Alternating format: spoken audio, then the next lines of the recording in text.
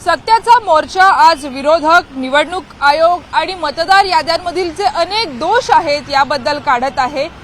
सगळ्याच पक्षांनी याकरता गेल्या अनेक दिवसांपासून तयारी करायला सुरुवात केलेली आहे। महाविकास आघाडीमध्ये मनसेला सहभागी करून घेण्याबद्दल काँग्रेस मात्र नाराज असल्याचं गेल्या अनेक चर्चांमधनं पाहायला मिळते आणि त्याचाच प्रत्यय आज आपल्याला या तयारी दरम्यान सुद्धा पाहायला मिळतोय। सध्या मी महानगरपालिका मार्ग मुंबई महानगरपालिकेचा जो मुख्य रस्ता आहे त्या ठिकाणी आहे। संपूर्ण परिसर हा राष्ट्रवादी काँग्रेस, मनसे आणि शिवसेनेच्या झेंड्यांनी सजवण्यात आलेला आहे। मोर्चाची तयारी करण्यासाठी सत्याचा मोर्चा असा उल्लेख असणारे अनेक बॅनर या परिसरामध्ये झळकलेत। या संपूर्ण मोर्चानंतर जो मुख्य स्टेज उभारला जाणार आहे तोही याच परिसरात आहे। परंतु या सगळ्यामध्ये मुख्य चर्चा आहे ती काँग्रेसच्या समावेशाची। कुठल्याही पद्धतीने काँग्रेसचा एकही झेंडा अथवा बॅनर या संपूर्ण परिसरात आपल्याला पाहायला मिळत नाही।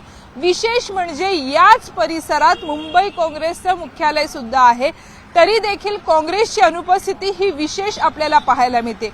एकीकडे दिल्लीमध्ये राहुल गांधी यांनी वोट चोरीनं राज्यासमोर देशासमोरचा हा सगळा घोळ समोर आणलेला असताना काँग्रेसचे अध्यक्ष मात्र आज मुंबईत नाहीत। मुंबई अध्यक्ष असणाऱ्या वर्षा गायकवाड सुद्धा यामध्ये सहभागी होणार नाहीये। काही मोजक्या नेत्यांना जबाबदारी देण्यात आलेली आहे पक्षाकडनं। स्वतः हर्षवर्धन सपकाळ किंवा वर्षाताई सहभागी होत नसल्याने बाळासाहेब थोरात, विजय वडेट्टीवार, सचिन सावंत, नसीम खान अशा काही मोजक्या नेत्यांना या संपूर्ण मोर्चामध्ये सहभागी होण्याची जबाबदारी ही देण्यात आलेली आहे। कुठेतरी वारंवार ही गोष्ट काँग्रेसकडनं अधोरेखित केली जात आहे।